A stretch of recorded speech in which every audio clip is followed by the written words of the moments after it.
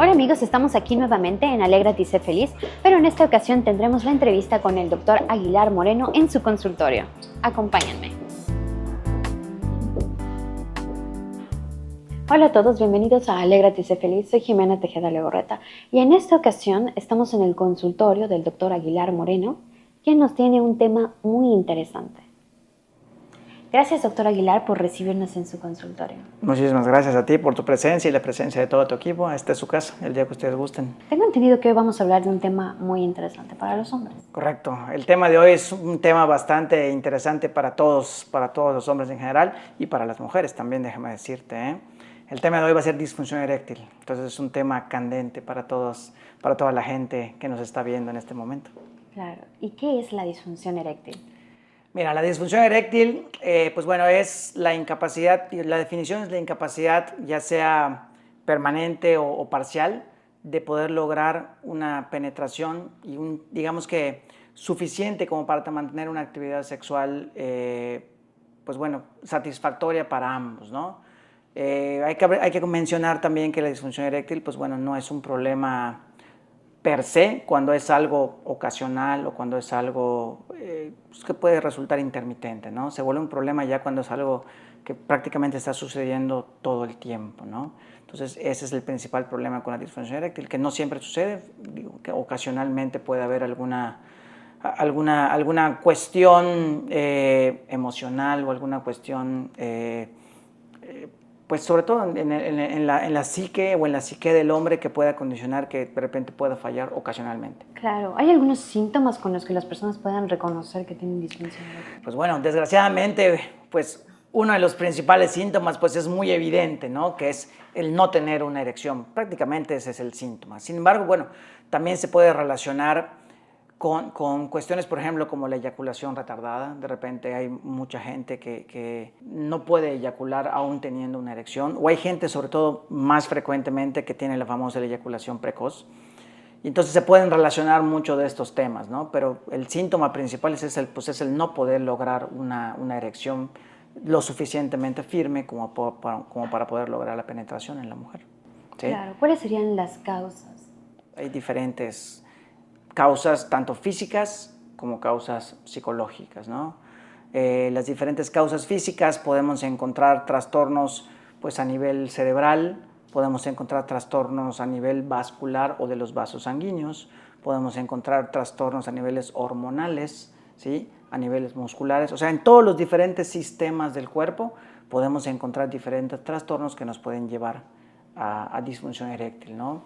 Como tal, puede ser incluso un síntoma de alguna enfermedad, la disfunción eréctil, sobre todo, por ejemplo, de enfermedades cardiovasculares, ¿sí?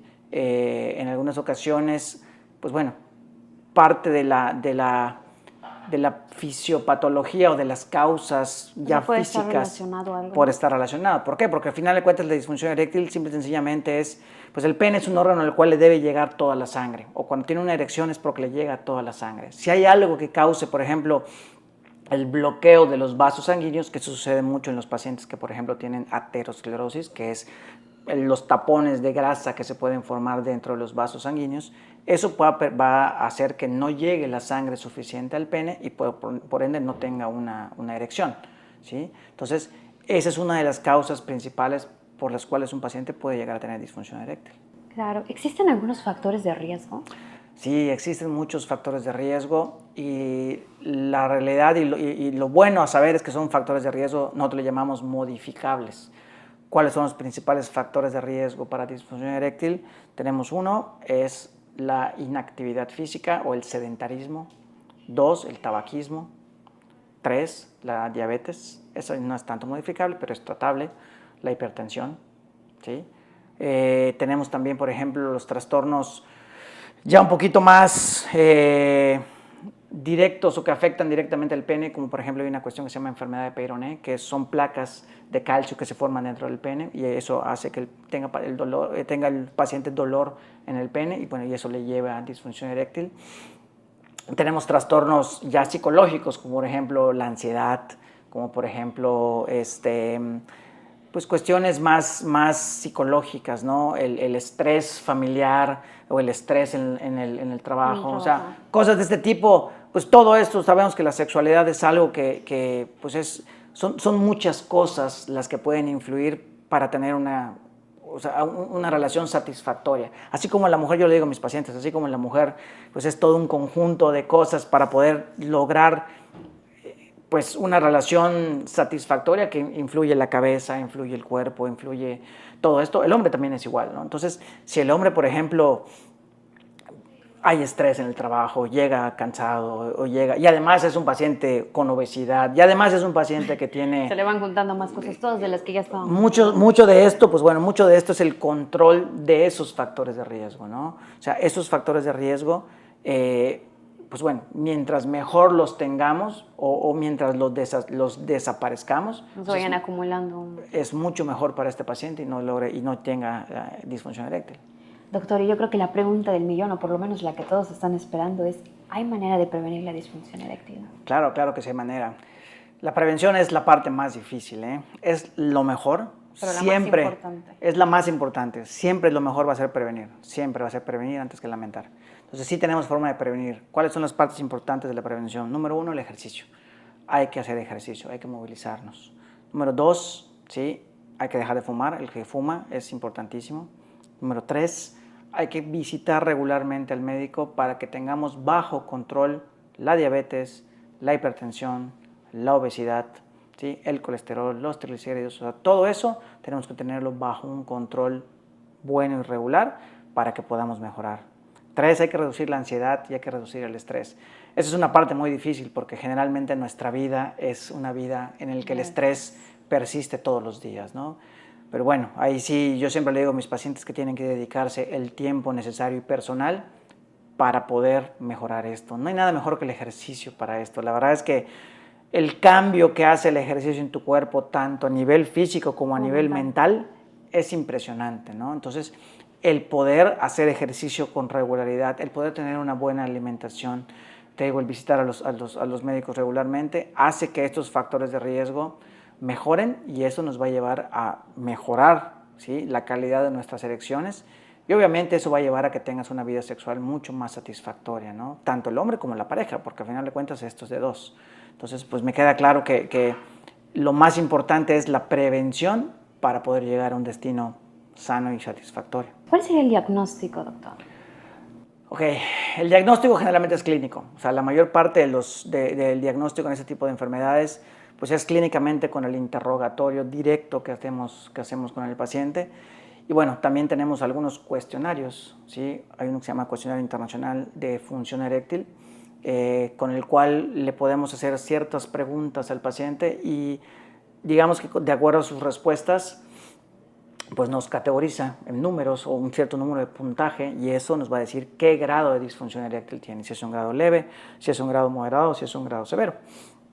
Y de acuerdo a eso, pues bueno, es el tratamiento que vamos a ofrecer. Pero generalmente el diagnóstico es tanto el interrogatorio como la exploración física que podamos hacer de ese paciente. También tenemos, a final de cuentas, armas que nos pueden servir para, por ejemplo, para detectar los factores de riesgo. Obviamente es un paciente que hay que hacer en laboratorios, ¿sí? Hay que ver cómo está su azúcar, cómo está su colesterol, cómo están los triglicéridos. Descartar ¿sí? otras cosas. Descartar otras cosas. En pacientes añosos, por ejemplo, me refiero a 70, 75 años, hay que medir la testosterona. La testosterona es la hormona masculina, ¿sí? Y muchas veces esa testosterona, cuando disminuye mucho, le va a llevar a disfunción eréctil a ese paciente. Y bueno, y el último paso para poder diagnosticarlo, a veces tenemos que hacer un ultrasonido peniano, ¿sí? Los ultrasonidos penianos son ultrasonidos que son un poquito invasivos porque tenemos que inyectar un medicamento directo en el pene y eso entonces... Y la pregunta es, ¿duele?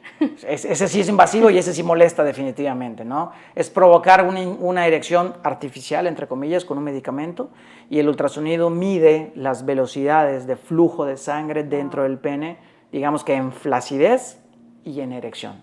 Entonces, eso nos va a dar el diagnóstico a final de cuentas y nos va a poder decir si ese paciente tiene algo físico, ¿sí? O en realidad, pues bueno, puede ser alguna cuestión más psicológica, ¿no? Doc, le iba a preguntar, ¿cuál es el tratamiento? Porque oí que previamente habló sobre grados de... Bueno, digamos que sí, los grados leves, hay grados leves, moderados y severos, ¿no? Generalmente, la mayor parte de los pacientes, pues bueno, iniciamos con un tratamiento por vía oral, ¿ok? Los tratamientos por vía oral, pues son muchos, o sea, hay muchos medicamentos, pero bueno, son los que la gente generalmente conoce, ¿no? Hay diferentes moléculas que podemos utilizar para tratar a estos pacientes. Dependiendo de la respuesta física y de la respuesta al medicamento, pues bueno, podemos ir escalando, ¿sí? en el tratamiento, a final de cuentas. Nosotros le llamamos, es un tratamiento escalonado. Entonces, la base del tratamiento son los medicamentos por vía oral, como el sildenafil, el tadalafil, el vardenafil, que son las moléculas de los diferentes medicamentos disponibles hoy en día. Si esos medicamentos no funcionan, ¿sí? Brincamos al siguiente escalón en el tratamiento y entonces ya vienen los medicamentos directamente inyectados dentro del pene, como el que utilizamos para el ultrasonido. Entonces, esos medicamentos ya exige que el paciente se inyecte, ¿sí? directamente al pene, pues ya es un poquito más invasivo definitivamente, ¿no? Y la última etapa en el tratamiento, ¿sí? Ya, digamos que en el tratamiento médico, porque bueno, también existen los tratamientos psicológicos y la terapia sexual y todo esto, pero la última etapa en el tratamiento médico ya son las prótesis de pene o los implantes penianos. Esa ya es la última etapa en el tratamiento. O sea, prácticamente estas etapas o estas prótesis o implantes penianos generalmente ya los utilizamos en pacientes que no tenemos otro recurso, ¿no? O sea, generalmente son pacientes diabéticos de larga evolución, hipertensos de larga evolución, pacientes que ya no tienen definitivamente un riego sanguíneo con el cual, o sea, la sangre ya no llega directamente al pene, entonces Ya tenemos no de que, otra manera. no de otra manera, y ya prácticamente tenemos que utilizar este tipo pues de terapias o de tratamientos quirúrgicos pues para poder lograr que el paciente tenga una erección. Es importante decir que ya llegando a estos, pues bueno, la erección que el paciente consigue es una erección, nosotros le llamamos erección fría, ¿no? Pues porque prácticamente es un dispositivo mecánico que lo que hace es se llena de agua, se infla y cumple la función de lograr que el pene tenga una erección. Pero la realidad es que pues ya no es una erección tal vez 100% satisfactoria o natural, ¿no? Entonces, pero claro, hay diferentes dispositivos que varían justamente en esas características que nos pueden dar una mejor o una peor erección, de cierta manera. Entonces, sí tiene su chiste el elegir el mejor dispositivo para determinado tipo de pacientes. Claro. Imagino que también existen complicaciones, ¿no? Sí, algunas de las principales complicaciones son sobre todo, por ejemplo, no tanto complicaciones físicas, ¿no? Pero bueno, obviamente una vida sexual pues no satisfactoria que automáticamente hace que el paciente caiga como en un círculo vicioso, ¿no? Lo intenta, falla, se deprime, cae en ansiedad, lo vuelve a intentar. Entonces hay un círculo vicioso que hay que romper de alguna manera.